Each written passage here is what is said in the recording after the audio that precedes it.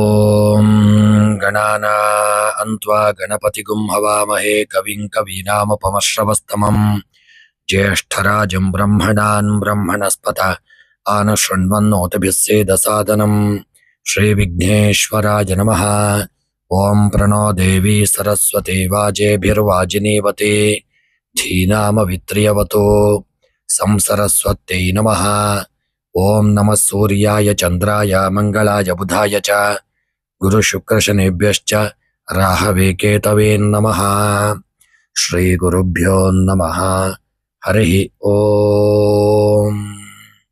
ನಮಸ್ಕಾರ ಸ್ನೇಹಿತರೆ.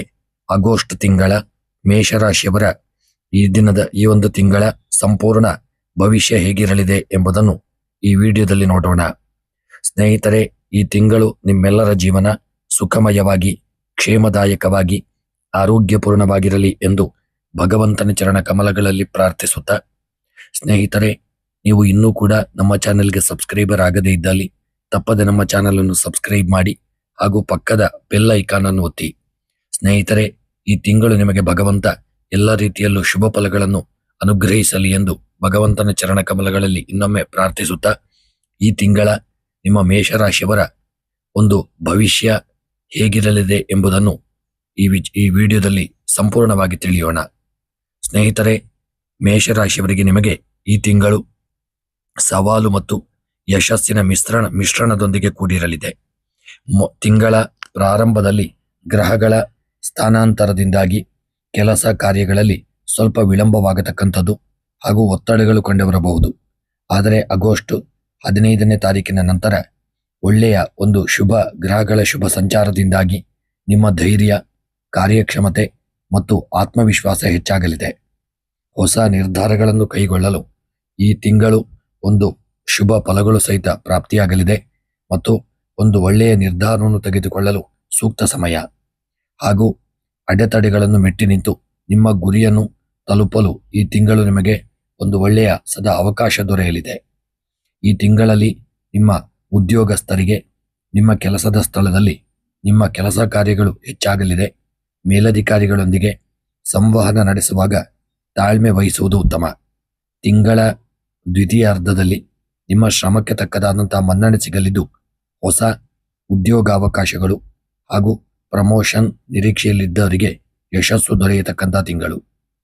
ವ್ಯಾಪಾರ ಉದ್ಯಮದ ವಿಚಾರಕ್ಕೆ ಸಂಬಂಧಪಟ್ಟಂತೆ ಸ್ವಯಂ ಉದ್ಯೋಗಿಗಳು ಹಾಗೂ ವ್ಯಾಪಾರಿಗಳಿಗೆ ಸಣ್ಣ ಪುಟ್ಟ ಸವಾಲುಗಳಿದ್ದರೂ ಲಾಭದಾಯಕ ವಾತಾವರಣ ಇರಲಿದೆ. ಹೊಸ ಒಪ್ಪಂದಗಳಿಗೆ ಸಹಿ ಹಾಕುವ ಮುನ್ನ ದಾಖಲೆಗಳನ್ನು ಸರಿಯಾಗಿ ಪರಿಶೀಲನೆ ಮಾಡಿಕೊಳ್ಳಿ. ರಿಯಲ್ ಎಸ್ಟೇಟ್, ಟ್ರಾವೆಲ್ಸ್ ಹಾಗೂ ಕಾಂಟ್ರಾಕ್ಟ್ ವ್ಯವಹಾರದಲ್ಲಿರತಕ್ಕಂಥವರಿಗೆ ಉತ್ತಮ ತಿರುವು ಸಿಗುವಂತಹ ಒಂದು ತಿಂಗಳಾಗಲಿದೆ. ಇನ್ನು ಈ ತಿಂಗಳಲ್ಲಿ ನಿಮ್ಮ ಆರ್ಥಿಕ ಪರಿಸ್ಥಿತಿ ಯಾವ ರೀತಿಯಾಗಿರಲಿದೆ ಎಂಬುದನ್ನು ನೋಡುವುದಾದರೆ, ಈ ತಿಂಗಳು ನಿಮಗೆ ಒಂದು ಸಾಗುವಿಕೆಯ ಹಾದಿಯಲ್ಲಿರಲಿದೆ. ನಿಯಮಿತ ಆದಾಯಕ್ಕೆ ಯಾವುದೇ ತೊಂದರೆಯಾಗುವುದಿಲ್ಲ. ಹಳೆಯ ಹೂಡಿಕೆಗಳಿಂದ ಅಥವಾ ಬಾಕಿ ಇರುವ ಹಣ ಕೈ ಸೇರುವುದರಿಂದ ನಿಮ್ಮ ಆರ್ಥಿಕ ಮುಗ್ಗಟ್ಟು ನಿವಾರಣೆಯಾಗಲಿದೆ. ಈ ತಿಂಗಳು ಶುಭ ಸಮಾರಂಭಗಳು ಅಥವಾ ಪ್ರಯಾಣ ಅಥವಾ ಮನೆಯ ನವೀಕರಣಕ್ಕಾಗಿ ಅನಿರೀಕ್ಷಿತ ಖರ್ಚು ವೆಚ್ಚಗಳು ಎದುರಾಗಲಿದೆ. ಸ್ನೇಹಿತರೆ, ಆದಷ್ಟು ಬಜೆಟ್ ಮೀರಿ ಖರ್ಚು ಮಾಡುವುದನ್ನು ತಪ್ಪಿಸಿಕೊಳ್ಳಿ. ಷೇರು ಮಾರುಕಟ್ಟೆಯಲ್ಲಿ ಹೂಡಿಕೆ ಮಾಡುವಾಗ ಈ ತಿಂಗಳು ಸ್ವಲ್ಪ ಎಚ್ಚರಿಕೆಯನ್ನು ತಂದುಕೊಳ್ಳುವುದು ಒಳ್ಳೆಯದು. ಇನ್ನು ಈ ತಿಂಗಳ ನಿಮ್ಮ ಕೌಟುಂಬಿಕ ಜೀವನ ನೋಡುವುದಾದರೆ, ಕುಟುಂಬದಲ್ಲಿ ಸಣ್ಣ ಪುಟ್ಟ ಭಿನ್ನಾಭಿಪ್ರಾಯಗಳು ಮೂಡಬಹುದು. ಮಾತುಕತೆಯ ಮೂಲಕ ಸಮಸ್ಯೆ ಬಗೆಹರಿಸಿಕೊಳ್ಳಿ. ಹಿರಿಯರ ಮತ್ತು ತಂದೆಯವರ ಆರೋಗ್ಯದ ಕಡೆಗೆ ಹೆಚ್ಚಿನ ಗಮನ ಹರಿಸುವುದು ಉತ್ತಮ. ಪ್ರೇಮಿಗಳಿಗೆ ಪರಸ್ಪರ ತಿಳುವಳಿಕೆ ಹೆಚ್ಚಾಗಲಿದೆ. ವಿವಾಹಾಕಾಂಕ್ಷಿಗಳಿಗೆ ದ್ವಿತೀಯಾರ್ಧದಲ್ಲಿ ಯೋಗ್ಯ ಸಂಬಂಧಗಳು ಕೂಡಿಬರಲಿದೆ. ಸಂಗಾತಿಯ ಬೆಂಬಲದಿಂದಾಗಿ ಕಷ್ಟದ ಸಮಯವನ್ನು ಸುಲಭವಾಗಿ ಈ ತಿಂಗಳು ನೀವು ದಾಟಲಿದ್ದೀರಿ. ಆರೋಗ್ಯದ ವಿಚಾರವನ್ನು ನೋಡುವುದಾದರೆ, ದೇಹದಲ್ಲಿ ಉಷ್ಣಾಂಶ ಹೆಚ್ಚಾಗಲಿದೆ. ತಲೆನೋವು ಅಥವಾ ರಕ್ತದೊತ್ತಡಕ್ಕೆ ಸಂಬಂಧಿಸಿದ ಸಣ್ಣ ಪುಟ್ಟ ತೊಂದರೆಗಳು ಕಾಣಿಸಿಕೊಳ್ಳಬಹುದು. ಹೆಚ್ಚು ನೀರು ಕುಡಿಯುವುದು ಮತ್ತು ಸಮತೋಲಿತ ಆಹಾರ ಸೇವಿಸುವುದು ತುಂಬ ಮುಖ್ಯ. ಆಹಾರದ ಕಡೆಗೂ ಜಾಗರೂಕತೆ ಇರಲಿ. ದೇಹದಲ್ಲಿ ಒಳ್ಳೆಯ ಆರೋಗ್ಯಕ್ಕಾಗಿ ದೇವರನ್ನು ಸ್ಮರಣೆ ಮಾಡಿಕೊಳ್ಳಿ. ಕೆಲಸದ ಒತ್ತಡದಿಂದಾಗಿ ಮಾನಸಿಕ ಆಯಾಸ ಉಂಟಾಗಬಹುದು. ಪ್ರತಿದಿನ ಬೆಳಗ್ಗೆ ಯೋಗ ಅಥವಾ ಪ್ರಾಣಾಯಾಮ ಮಾಡುವುದರಿಂದ ಉಲ್ಲಾಸ ಪ್ರಾಪ್ತಿಯಾಗಲಿದೆ. ಈ ತಿಂಗಳ ನಿಮ್ಮ ಕೃಷಿಯ ವಿಚಾರವನ್ನು ನೋಡುವುದಾದರೆ ಸ್ನೇಹಿತರೆ, ರೈತ ಬಾಂಧವರಿಗೆ ಈ ತಿಂಗಳು ನಿಮ್ಮ ಶ್ರಮಕ್ಕೆ ತಕ್ಕದಾದಂತಹ ಒಳ್ಳೆಯ ಒಂದು ಫಲ ಸಿಗಲಿದೆ. ಹವಾಮಾನ ಬದಲಾವಣೆಯಿಂದ ಬೆಳೆಗಳನ್ನು ರಕ್ಷಿಸಿಕೊಳ್ಳಲು ಸೂಕ್ತ ಕ್ರಮವನ್ನು ಮಾಡಿಕೊಳ್ಳಿ. ನಿರ್ಲಕ್ಷ್ಯ ಮಾಡಬೇಡಿ, ಎಚ್ಚರಿಕೆಯಿಂದ ಇರಿ. ಇನ್ನು ತೋಟಗಾರಿಕೆ ವಿಚಾರವನ್ನು ನೋಡುವುದಾದರೆ ಅಡಿಕೆ, ತೆಂಗು, ತರಕಾರಿ ಹಾಗೂ ಸಾಂಬಾರು ಪದಾರ್ಥಗಳ ಬೆಳೆಗಾರರಿಗೆ ಮಾರುಕಟ್ಟೆಯಲ್ಲಿ ಉತ್ತಮ ಬೆಲೆ ದೊರೆಯುವ ಸಾಧ್ಯತೆ ಇದೆ. ಆಧುನಿಕ ನೀರಾವರಿ ಪದ್ಧತಿಯನ್ನು ಅಳವಡಿಸಿಕೊಳ್ಳಲು ಇದು ಒಳ್ಳೆಯ ಸಮಯ. ಇನ್ನು ವಿದ್ಯಾಭ್ಯಾಸದ ವಿಚಾರದಲ್ಲಿ ವಿದ್ಯಾರ್ಥಿಗಳಿಗೆ ಒಳ್ಳೆಯ ಒಂದು ಗ್ರಹ ಬಲ ಅನುಕೂಲಕರವಾಗಿರಲಿದೆ. ಆರಂಭದಲ್ಲಿ ಮನಸ್ಸು ಚಂಚಲವಾಗುವ ಸಾಧ್ಯತೆ ಇದೆಯಾದರೂ ದ್ವಿತೀಯಾರ್ಧದಲ್ಲಿ ಏಕಾಗ್ರತೆ ಹೆಚ್ಚಾಗಲಿದೆ. ಸ್ಪರ್ಧಾತ್ಮಕ ಪರೀಕ್ಷೆಗೆ ಒಂದು ತಯಾರಿ ಮಾಡತಕ್ಕಂಥವರಿಗೆ ಪರೀಕ್ಷೆಗಳಿಗೆ ಒಳ್ಳೆಯ ಒಂದು ಯಶಸ್ಸು ನಿಮಗೆ ದೊರೆಯಲಿದೆ. ಪೂರ್ಣ ನಿಷ್ಠೆಯಿಂದ ಶ್ರಮ ವಹಿಸಿದರೆ ಶುಭ ಫಲಿತಾಂಶ ಪಡೆಯಲಿದ್ದೀರಿ. ಉನ್ನತ ಶಿಕ್ಷಣಕ್ಕಾಗಿ ವಿದೇಶ ಅಥವಾ ಹೊರ ರಾಜ್ಯಗಳಿಗೆ ತೆರಳಲು ಬಯಸತಕ್ಕಂಥವರಿಗೆ ಪ್ರಕ್ರಿಯೆಗಳು ಸುಸೂತ್ರವಾಗಿ ನಡೆಯಲಿದೆ. ಇನ್ನು ಈ ತಿಂಗಳ ವಿಶೇಷವಾಗಿ ಪರಿಹಾರವನ್ನು ನೋಡುವುದಾದರೆ ತಿಂಗಳ ಪ್ರತಿ ಮಂಗಳವಾರ ಮತ್ತು ಶನಿವಾರ ಹನುಮಾನ್ ಚಾಲಿಸನ್ನು ಪಾರಾಯಣ ಮಾಡಿ ಅಥವಾ ಹನುಮಂತನ ದೇವಸ್ಥಾನಕ್ಕೆ ಭೇಟಿ ನೀಡಿ ದೇವರಿಗೆ ಸಣ್ಣ ಒಂದು ಅರ್ಚನೆಯನ್ನು ಮಾಡಿಸಿ.